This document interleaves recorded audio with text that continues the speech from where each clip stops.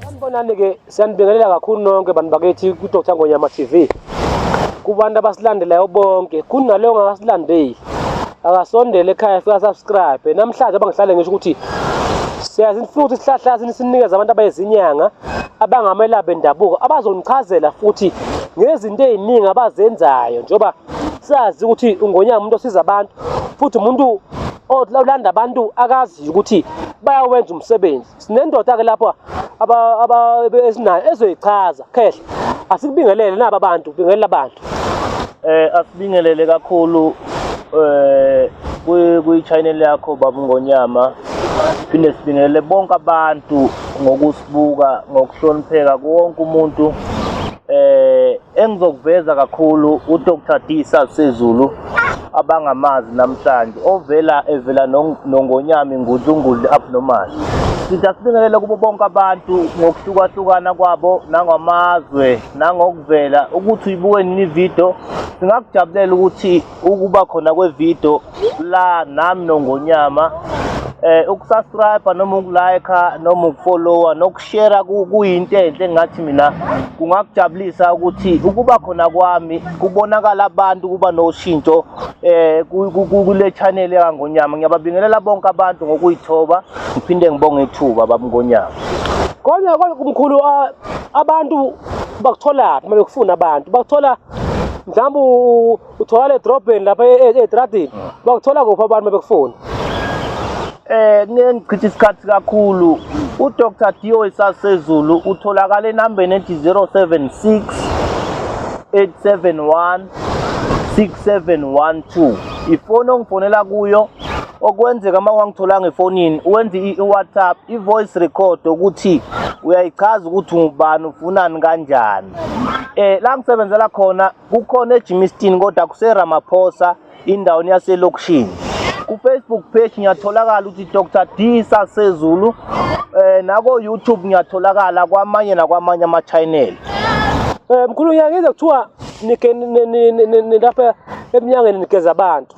Umuntu omgezayo umuntu osuke enankingana, geza umuntu onjani kahle kahle? Ngoba abantu abaningi masikhuluma ngokugeza, omunye umuntu umthola ethi kade ngigezwa mina inini. Umuntu ogezwayo umuntu onjani? Ake bachazele abantu ngoba ikhona into engathi kubantu mina akekho umuntu ongahlala inyanga yonke angagezile nuka. So uma ugeza umuntu ngomuthi, kugeza umuntu onjani? Awukhuluma nabantu.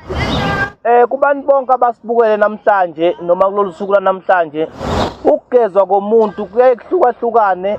Engenzeka ngithi ufike kimi noma usakwenye inyanga noma ubuqhamuka kuphi endaweni thizeni, ngoba umuntu uma umhlola yikho ukutshelayo ukuthi umuntu before uzomnika izinto ezithile kufuna ukuthi umgeze. Kungenzeka ukuthi umuntu ohamba namabhadi thizeni, umuntu mhlawumbe osebenza ngamamoshari, noma umuntu okuthola ukuthi ufele noma wenza into ethize noma uchithekelwe yisisu. Kuyaye kuhlukane, ingakho ngithi ngingenza imizekelo thizeni engethi ukuthi omunye umuntu ebe ne-visual clue ukuthi masikhuluma ngokugezwa kusuke sekuqoqa izinto eziningi ezisuke sezikungcola kuwo. Kungenzeka ukuthi mawuhamba noma mawenza ezinye izinto ugcina kube nezinto ezikubamba edinga ukuthi bese ziyageza. Ingakho ngithi okubalekile ukuthi mangikubuka ngikuhlola ukuthi kufanele yini ngigeze, kodwa ukugeza kubalekile kakhulu. Njengomuntu engaze ngithi mina mawufika noma mawufika enyangeni iqala ukukubona, funa ibheke ukuthi ngaphambi kokuthi izokwenzela lo muthi wayo kufuna ukuthi iqale yenze njani. Ukugeza kufani,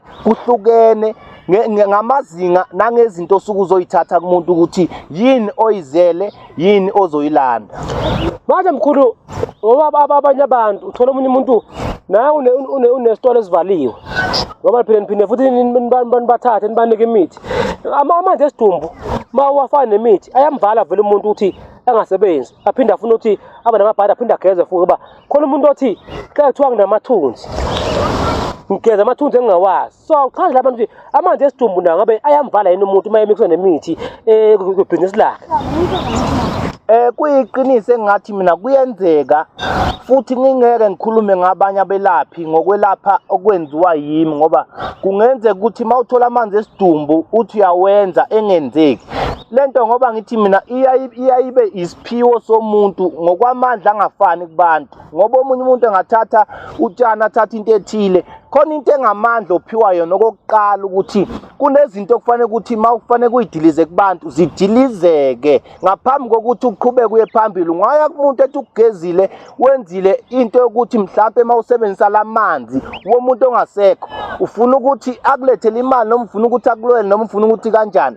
Ngizingesazi ngoba indlela zabantu asikwazi ukusebenza noma sisebenza ngezinto ezifanayo. Ngokuchaza kwami ngithi mina kuyenzeka kubantu umuntu mawukuthi umenzele ngokuthi akakwazanga ukuthi abe namandla wokuthi amenzele into yakuthi mayisebenzisa lamanzi into amenzele yona imenzela yona yini into akayifuna ngoba amanzi esidumbu ayibhadi kahle kahle akakwazi ukuvala umsebenzi osukuwenza nezinto ezithize ngoba kusuke sekuwumuntu umoya womuntu kodwa kufuna ukuthi ukwazi ukukhonektana naye ukuze ukwazi ukuzomsusa ube namandla wemoya ezokwazi ukuthi isuse eminye imoya esuke ingekho kahle noma esuke yenziwe yangayenza ukuthi yenzelo lento osuke uzoyicela enyangeni.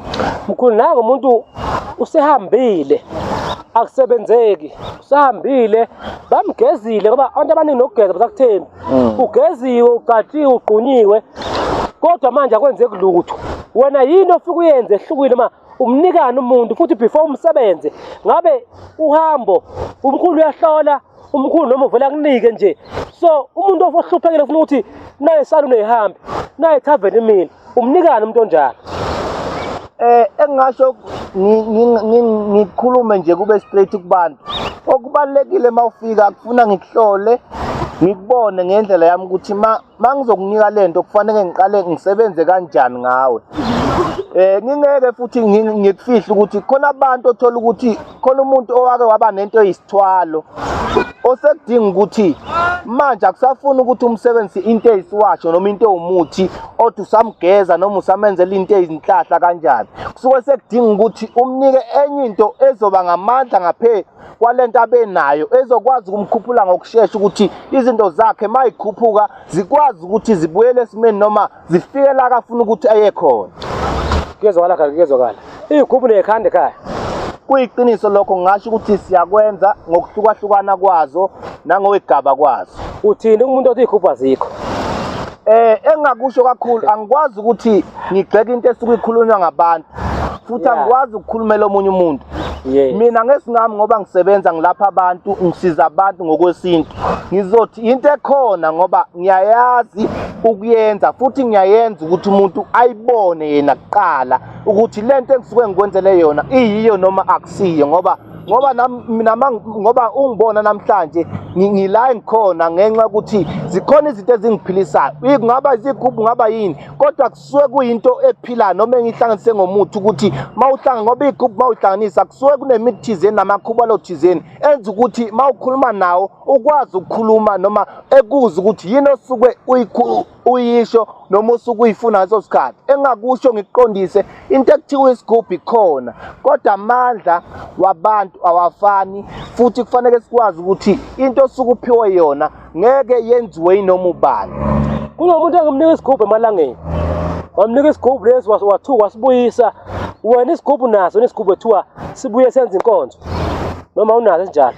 Isigubhu engathi sibuye senze inkonzo okwamanje ngasho ukuthi into ekhona kubantu engathi ngoba igubhu ihlukahlukane khehle angifuni ukuthi size sibale ngokuhlukahlukana kwazo. Angithi imiceba ayilingani funa ukwazi ukuthi the more izokunika imali eningi is the more kufanele ku sacrifice ngezinto ezithile ezothinta impilo yakho ezothinta igazi noma omunye umuntu oseduze kwakho. Kodwa mawufuna ukuphila kuyila ozokwazi ukuthi lezi zinto osuke uzoyithatha futhi into masikunika siyakuchazela sikutshela ukuthi ku1 2 3 4 uhamba kanje ngaphambi kokuthi sikunike kube nesivumelwano ekuqala phakathi kwami nawe ukuze into masiyenza wazi ukuthi yimphumela wayo kuphi la futhi ezoku-affecta khona ukuze sikwazi ukudlulela phambili epointini elilandelayo.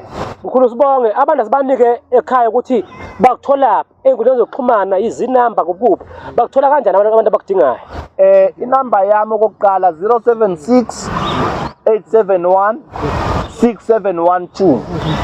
Abanye bangaya epagini lami Dr. Isazi Sezulu, uyafollowa noma uyalike kuwe ukuze ukwazi ukuthi uthole imininingwane yami ephelele. Mawukuthi awungitholanga WhatsApp, uyawenza voice record ukhuluma ukuthi yini ozengayo, igama lakho ngokusheshsha, wazi ukusho ukuthi yini oyifunayo. Ubungangitholanga efonini, bufuna ukuthi kwenze ukuthi nokuthi nokuthi, okuzokwenza ukuthi mina ngikwazi ukuxhumana nawe ngokusheshsha. Mawukuthi ifoni yami uthe uyayifonela kwabanzima ukuthi sixhumane noma wathola ukuthi ivaliwe noma ayibambekanga. Yilokho engingakusho ukuthi ukutholakala kwami ngiseGoli eJimistini eRamaphosa, kodwa kubalekile ungifonele uthola ama direction ukuze wazi ukuthi noma ngikhona noma ngingekho kuzokwazi ukuthi ungibone nini. Kulungile, siyabonga, nisale kahle bantu bakithi. Ngudla abagodlozi. Yenza kanjani njengoba sishilo ukuthi kuDr Ngonyama TV wenza kanjalo lapho njengendlela. Makhona ofuna ukubuza kuye ubaba lo, uyabuza sikwazi ukuthi phinde sikubuzele. Kodwa inamba zakhe zobhalwa la eceleni, inamba zakhe nazi phambi kwakhe, inamba zami nazi. So siyabonga, nisale kahle.